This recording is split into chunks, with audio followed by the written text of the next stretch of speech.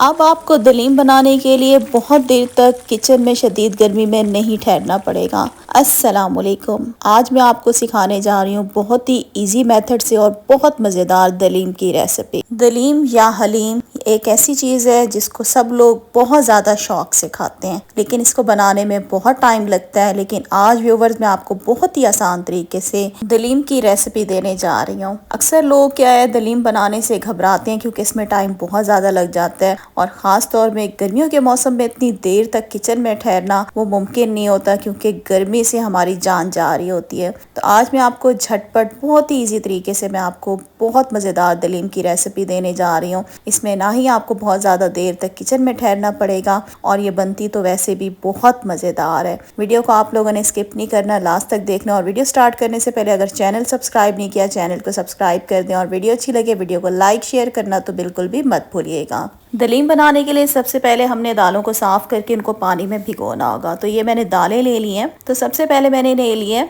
मूंग की दाल मूंग जिसे कहते हैं, तकरीबन ये आधा कप है। उसके बाद मैंने ले लिया दाल मसूर जो ऑरेंज वाली दाल होती है, ये भी मैंने आधा कप ले ली है। माश की दाल भी आपको आधा कप चाहिए होगी। दाल चना मैंने ले लिया है 1 कप, क्योंकि दलीम में जो है चने की दाल वो ज़्यादा जाती है, इससे क्या है दलीम में लेस आती है। इसके बाद यहाँ पे मैंने ले लिए चावल, आधा कप मैंने चावल ले लिए। आप चावल कोई से भी ले सकते हैं, टोटा चावल भी ले सकते हैं, कच्ची बासमती राइस भी ले सकते हैं। ठीक है, सारी दालें लेके इनको आपने आपस में अच्छे तरीके से मिक्स कर लेना है। मिक्स करने के बाद व्यूअर्स अब आपने दालों को अच्छे तरीके से साफ़ कर लीजिएगा क्योंकि इसके अंदर मिट्टी की कंकरियाँ होती हैं। साफ़ करने के बाद आपने क्या करना है, इनको पानी से अच्छे तरीके से धो लेना है। यहाँ पे मैंने दालों को साफ़ कर लिया। अब पानी से मैं अच्छे तरीके से इनको धो लूँगी और तकरीबन आपने 3 से 4 घंटे पहले इनको पानी में भिगो देना है। दालों को मैंने धो लिया और इनको मैंने पानी में भिगो दूँगी 3 से 4 घंटे के लिए। तो दालों को मैंने बहुत अच्छे तरीके से वॉश कर लिया। 3 से 4 घंटे इनको हम पानी में इसी तरह से छोड़ देंगे। अच्छा, यहाँ पे मैंने ले ली थी गंदम, जिसको कुछ लोग गेहूं भी कहते हैं। तकरीबन 1 कप मैंने ले लिया था। आपने क्या करना है, गंदम लेके उसको अच्छे तरीके से साफ़ करके आपने उसको जो है मिक्सी के जार में आपने उसको कूट लेना है। अच्छे तरीके से कूट लेंगे तो इस तरह से जो आपका जो गंदम है वो अच्छे तरीके से कुट जाएगी। उसके बाद आपने इसको बहुत अच्छे तरीके से धो के पानी में भिगो देना है। इसको भी हम तकरीबन 3 से 4 घंटे के लिए पानी में इसी तरह से भिगो देंगे। तब तक क्या करते हैं, हम गोश्त का कोरमा बना लेते हैं। यहाँ मैंने बीफ का गोश्त ले लिया, तकरीबन 1 किलो है। अच्छा, इस रेसिपी को आप मटन या चिकन में भी बना सकते हैं। कुकर ले लिया, कुकर के अंदर मैंने गोश्त डाल दिया, साथ ही इसमें अब कटी हुई हम प्याज डालेंगे। 2 बड़े साइज़ की प्याज थी और इनको मैंने इस तरह से स्लाइस में रफली इसको कट करके मैंने गोश्त में डाल दिया। 9 से 10 बड़े साइज़ के मैंने लहसुन के जवे ले लिए हैं, वो मैंने इसमें डाल दिए हैं। साथ ही इसमें मैं डाल दूंगी ½ टीस्पून हल्दी। अब इसमें गोश्त को गलाने के लिए हमने डालना है इसमें पानी इसमें थोड़ा ज़्यादा ही जाएगा। तकरीबन मैं इसमें 1 लीटर पानी डाल रही हूँ क्योंकि बीफ का गोश्त गलने में थोड़ा टाइम लगता है।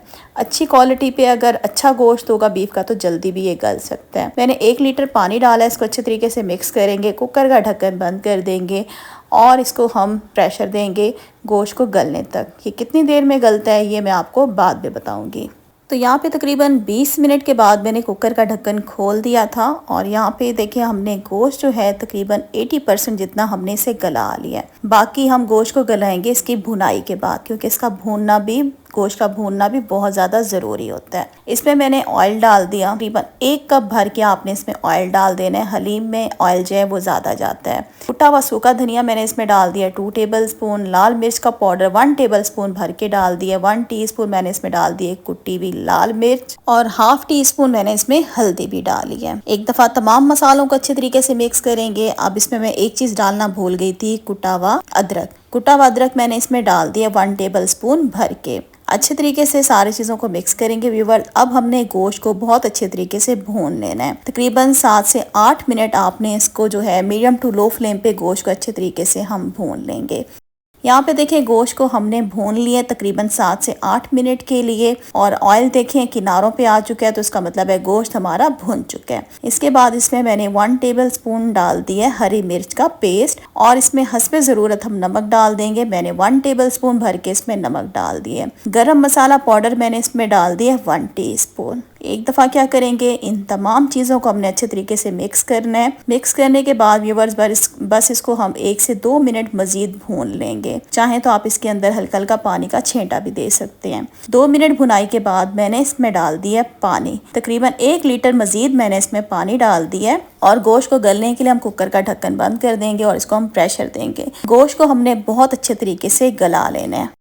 यहाँ पे हमारी दालों को भीगे हुए तकरीबन 3 घंटे हो चुके हैं। अब क्या करेंगे, इसका पानी जो है वो मैंने ड्रेन कर लिया दालों का। एक बड़ा पतीला लेंगे, उसके अंदर ये सारी दालें डालेंगे और जो हमारे पास गेहूँ था वो भी हम गंदम इसके अंदर सारी डाल देंगे। दालों को गलाने के लिए इसमें मैं पानी डालूंगी। 2 लीटर आपने इसमें पानी डाल देना है। ज़्यादा पानी इसमें जाएगा। मैंने इसको दालों को प्रेशर नहीं दूंगी, इसको मैं हल्की आंच पे ठहरा दूंगी क्योंकि काफ़ी देर की दालें भीगी हुई हैं, बहुत जल्दी ये पतीले में ही गल जाएंगी। एक दफ़ा अच्छे तरीके से इसको मिक्स करेंगे। मिक्स करने के बाद आपने इसका ढक्कन बंद कर देना है। ढक्कन जिस तरीके से देख रहे हैं इसी तरीके से बंद करेंगे, इसको फुल बंद नहीं करेंगे क्योंकि जैसे ही उबाल आएगा पानी बाहर भी गिर सकता है। इसी तरीके से इसको हम हल्की आंच पे दालों को गलने के लिए हम छोड़ देंगे। लो फ्लेम पे ही हमने दालों को हमने गलाना है, फ्लेम को हाई मत कीजिएगा, इस चीज़ का आपने ख्याल रखना है। यहाँ पे मैंने 20 मिनट के बाद जी कुकर का ढक्कन खोल दिया। माशाल्लाह कोरमे की शक्ल देखें कितनी खूबसूरत है। जितना ज़बरदस्त आपका कोरमा बनेगा उतने ही दलीम का जायका भी मज़ेदार आएगा।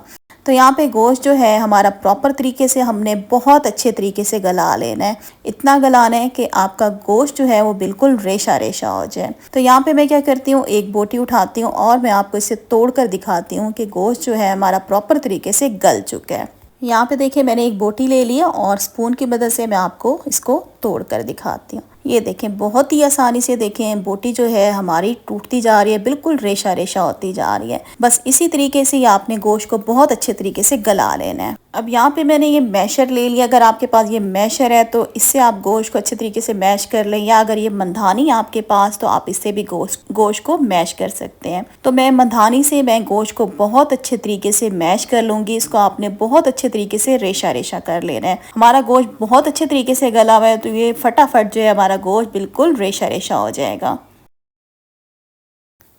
तो यहाँ पे देखिए बेहतरीन हमारा गोश्त जो है वो अच्छे तरीके से मैश हो गया है, रेशा रेशा हो गया है। तो अभी इस कोरमे को हम रखते हैं साइड पे और चेक कर लेते हैं हम अपनी दालों को। और यहाँ पे दालों को गलते हुए तकरीबन 40 मिनट हो चुके हैं। 40 मिनट के बाद जी हमने इसका ढक्कन खोल दिया। दालों को हमने बिल्कुल लो फ्लेम पे गलने के लिए छोड़ दिया था और आप देख सकते हैं दालें हमारी बेहतरीन किस्म की बिल्कुल अच्छे तरीके से ये गल गई हैं। आप देख सकते हैं इसमें लेस आपको कितना ज़्यादा नज़र आ रहा होगा। तो यहाँ पे देखें अब आपने मंधानी ले लेनी है और मंधानी से आप इसको घोटा अगर लगा सकते हैं तो घोटा लगाएं। लेकिन यहाँ पे बहुत ज़्यादा गर्मी थी आज किचन में, इसलिए मेरी हिम्मत नहीं हो रही थी कि मैं इसे घोटा लगाऊं। तो यहाँ पे मैंने हैंड ब्लेंडर ले लिया। अगर ये आपके पास नहीं है तो आप जूसर का जग भी ले सकते हैं, उसमें भी आप इन दालों को पीस सकते हैं। तो ये मैंने हैंड ब्लेंडर से इस दालों को हम पीस लेंगे। ये देखें बहुत ही बेहतरीन तरीके से हमने इन दालों को अच्छे तरीके से पीस लिए। अब दालों के अंदर हम ऐड कर देंगे फौरन से अपना कोरमा। फ्लेम जो है वो नीचे मैंने लो रखी हुई है। सारा कोरमा हमने दाल के अंदर डाल दिया। अब आपने इन दोनों चीज़ों को बहुत ही अच्छे तरीके से आपस में मिक्स करना है। और वीडियो देखते देखते यहाँ तक पहुँच ही चुके हैं। अगर आपको मेरी ज़रा सी भी मेहनत अच्छी लग रही है तो आप मेरे चैनल को अभी अभी सब्सक्राइब कर दें और वीडियो को लाइक और शेयर करना तो बिल्कुल भी मत भूलिएगा। यहाँ पे हम क्या कर रहे हैं, कोरमे और दालों को बहुत अच्छे तरीके से मिक्स कर रहे हैं ताकि दोनों चीज़ें आपस में यकजान हो जाएं। ये देखें दोनों चीज़ों को हमने अच्छे तरीके से मिक्स कर दिया। यहाँ पे मैंने फ्लेम जो है नीचे से अब बिल्कुल लो कर दी है। लो फ्लेम पे अब हम क्या करेंगे, हम इसको घोटा लगाएंगे। इसी तरह से आप इसको घोटा लगाते जाएंगे। तकरीबन 10 से 15 मिनट हमने हलीम को अच्छे तरीके से पकाना है ताकि दोनों चीज़ें जो है आपस में यकजान हो जाए, दोनों का टेस्ट एक दूसरे के अंदर मिक्स हो जाए। अभी आपको हलीम का कलर जो है थोड़ा लाइट लग रहा होगा। जैसे जैसे ये पकती जाएंगी इनका कलर जो है इनका डार्क हो जाएगा।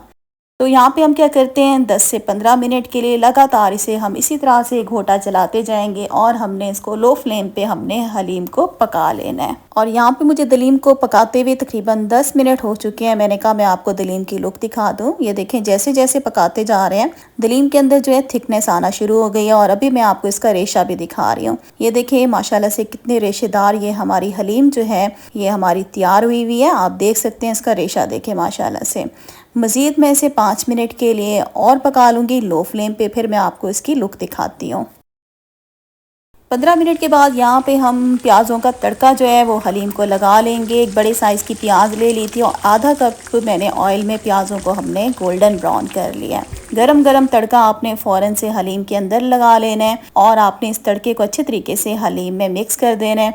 अब हमने चूल्हा नीचे से बंद कर देना है। तो यहाँ पे हमारी बेहतरीन मज़ेदार खुशबूदार दलीम जो है वो बनकर तैयार हो गई है। इसको चूल्हे से हम नीचे उतारते हैं और यहाँ पे मैंने दलीम के साथ सर्व किए जाने वाले लवाजमात को रेडी कर लिया है। यहाँ पे मैंने जुलियन शेप में कटी हुई अदरक ले लिया, हरा धनिया ले लिया, हरी मिर्ची ले लिए हैं, लेमन ले लें और साथ ही फ्राई की भी आपको प्याज चाहिए होंगी। ये सारी चीज़ें हलीम के साथ सर्व की जाती हैं। तो गर्मा गर्म दलीम को हम निकाल लेते हैं प्लेट में। तो आप इसका टेक्सचर देखें दलीम का, कितने रेशेदार ये हमारी दलीम जो है बनकर रेडी हुई है।